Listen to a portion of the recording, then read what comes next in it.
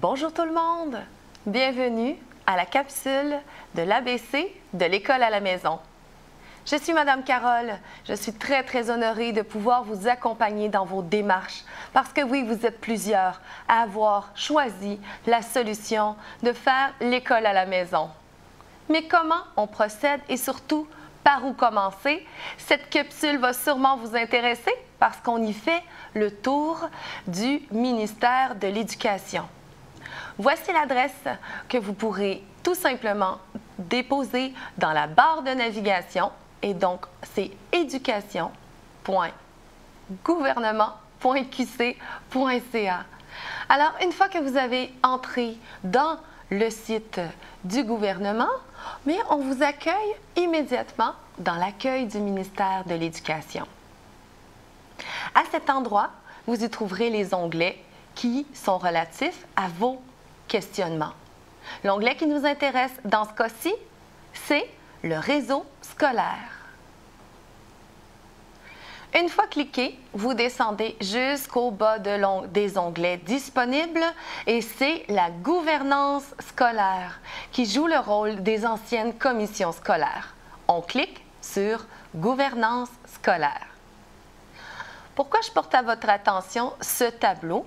Parce que comme vous pouvez y voir, vous avez un onglet au complet qui s'adresse à vous, les parents, qui choisiront de faire l'instruction autrement. Et vous avez tout un onglet dans cette gouvernance scolaire qui s'appelle Aide et soutien. Pourquoi? Parce que tout simplement que vous choisissiez de faire l'école à la maison ou lorsque votre enfant fréquentait l'établissement scolaire, la gouvernance scolaire a la responsabilité de veiller aux besoins particuliers de vos enfants, de veiller à la réussite scolaire, que votre enfant soit à la maison ou dans l'établissement scolaire. Donc, vous cliquez sur le lien « École à la maison »,« Enseignement à la maison ». Ils ont tout un département qui s'adresse à vous et je vous amène de l'autre côté pour qu'on en fasse ensemble un petit tour d'horizon. Soit que vous ayez passé directement en écrivant enseignement à la maison dans le site, c'est pareil au même. Nous arrivons sur la page qui nous intéresse. Je vous demande de porter une attention à ces petites rubriques, car la deuxième, le cadre juridique, allons y faire un tour. Vous allez y trouver enfin tous les règlements sur l'enseignement à la maison. Ne plus vous fier sur Pierre, sur Jean, sur Jacques, ni sur Ginette. Vous avez ici tous les projets. Allez chercher vos propres renseignements et vous saurez si à ce moment-là, parce que vous avez trouvé vos réponses, savez si vous êtes dans la légalité, parce que c'est ce qu'on cherche. Donc, ils vous ont mis le cadre juridique. Je vous amène également dans la foire aux questions, parce que vous l'avez deviné, vous êtes plusieurs à vous poser des questions en ce moment. Donc, peut-être qu'ici, les questions qu'ils ont déjà prévues pourront vous aider. Alors, c'est à votre disposition. Je vous ramène dans l'enseignement à la maison. Vous avez ici les renseignements que je vous ai divulgués hier, c'est-à-dire que votre enfant d'âge scolaire, c'est-à-dire le calendrier scolaire 31 octobre, s'il est âgé de 6 ans et moins, n'a pas besoin d'obtenir la dispense de l'éducation. Par contre, s'il a 6 ans et plus, à cette même date calendrier scolaire, le parent se doit de demander la dispense. Alors, les caractéristiques aussi du projet d'apprentissage, l'évaluation, tout ça fait partie de ce qui vous est demandé. Mais heureusement, si on descend un peu plus bas, nous avons ici les coordonnées pour les rejoindre par courriel, par la poste ou par téléphone. Ils sont peut-être débordés ces temps-ci, mais ne craignez pas, pourvu que vos démarches soient commencées. Allons tout de suite dans les documents qui vous seront très importants. OK? Donc, vous avez suivi, on est rendu dans la page de l'école à la maison, enseignement à la maison, vous tombez sur les coordonnées, comment les joindre. Ensuite, sur les documents que vous aurez besoin, et j'apporte votre attention sur ce petit canevas pour les projets d'apprentissage. Ils vous le fournissent. Il y a un guide d'accompagnement. Tout est bien fait.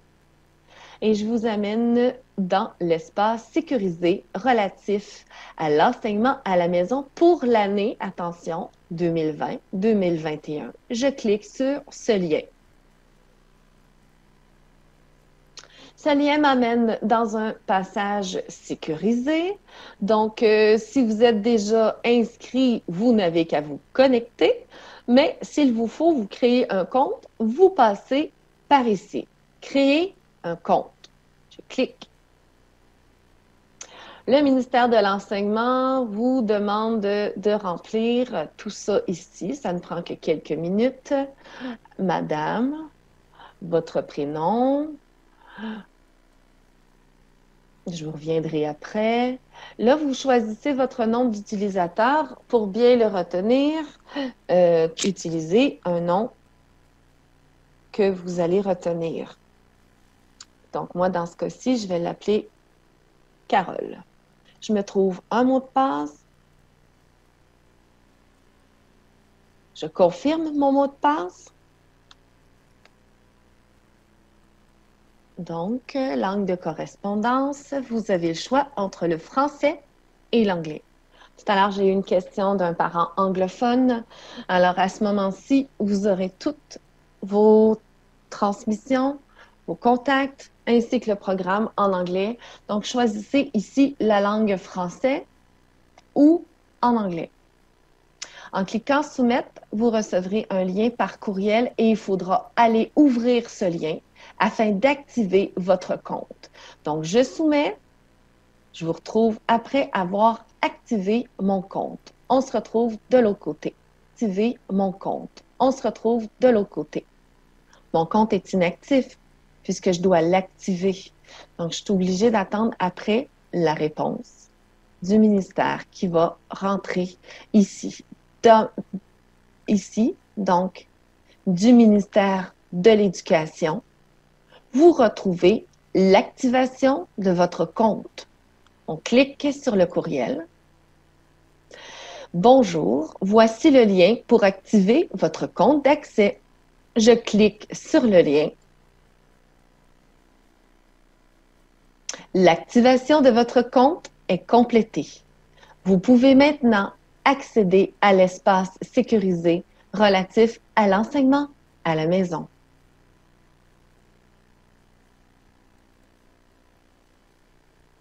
On revient ici et cette fois-ci, je pourrai me connecter.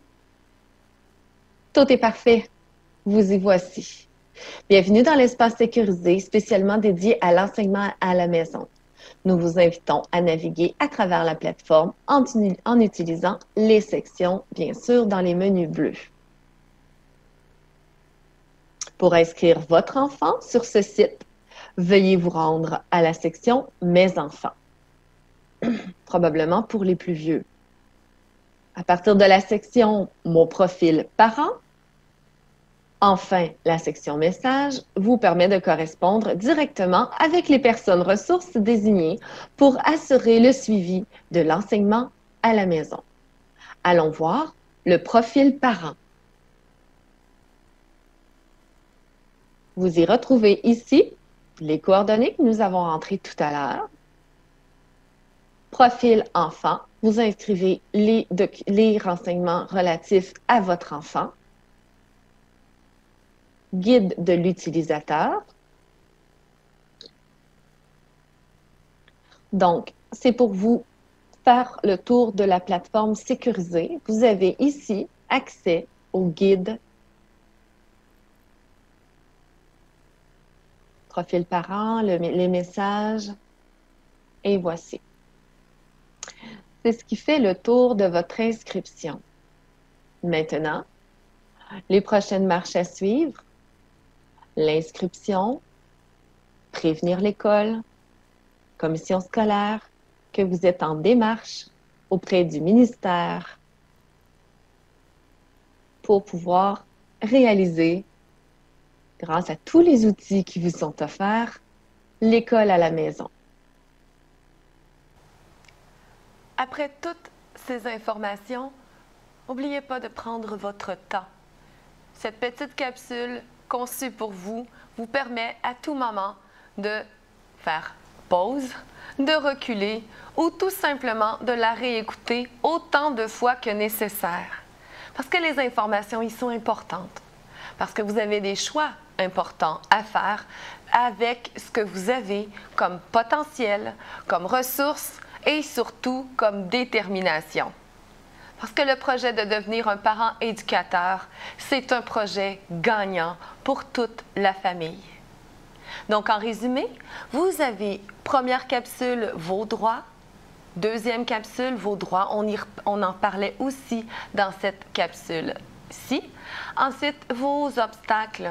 Bien prendre conscience que chaque famille est différente et surtout que chaque famille peut rencontrer ses embûches. Trouver des solutions fait partie de nos actions. Alors, rejoignez-nous pour pouvoir en discuter davantage pour les cas particuliers. Pour les parents qui ont une aisance exceptionnelle, le site du ministère vous est effectivement présenté. Et pour ceux qui ont un petit peu plus de difficultés avec cette approche qui est probablement moins papier, sachez que le ministère aussi, dans l'onglet « Nous joindre », dans les documents, si vous vous rappelez en début de cette présente capsule, je vous laissais les liens. Dans ces liens, vous pouvez communiquer en tout temps avec un agent qui ne sera pas celui qui va vous être attitré, mais bien un qui va pouvoir vous aider et répondre à vos questions. Ils sont là pour ça. Et vous pouvez aussi vous procurer les formulaires de demande de dispense de fréquentation scolaire si la plateforme sécurisée ne vous convient pas. Alors, si vous avez besoin d'un petit coup de main pour cette plateforme, j'aime bien que vous en preniez connaissance puisque, comme je vous l'expliquais tout au long de cette capsule, il y a vraiment beaucoup d'informations pour vous. Donc, peut-être que ce serait bien intéressant de vous familiariser avec elle jusqu'à cette rentrée scolaire. Je continue en vous disant que cette capsule termine sur une étape que je n'ai pas pu faire pour vous parce que vous avez bien compris que moi, mes enfants ne fréquentent plus l'école primaire ni secondaire d'ailleurs. Mes enfants sont grands, donc je n'ai pas pu vous apporter dans l'onglet « Inscription » des enfants, comme je vous le disais, mais vous devez vous rendre dans le bilan annuel. Plusieurs me demandent, je trouve pas, Madame Carole, où est l'endroit où je dois demander la dispense? Bien, il se cache dans l'onglet, lorsque vous arrivez dans le dossier de votre enfant, l'onglet bilan annuel. Ce bilan annuel est fait simplement état de votre statut. Est-ce que vous avez besoin d'une dispense de fréquentation scolaire pour ce bilan annuel 21-22?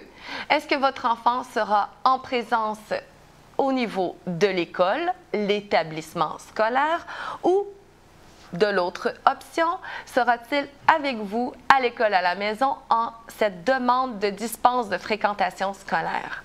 Donc, ne soyez pas surpris, dès que vous arrivez dans le bilan annuel, vous avez dispense de fréquentation scolaire, vous y inscrivez vos enfants et tout simplement avec les coordonnées que vous aurez remplies dans cette case, vous avez la dispense de fréquentation scolaire qui est demandée.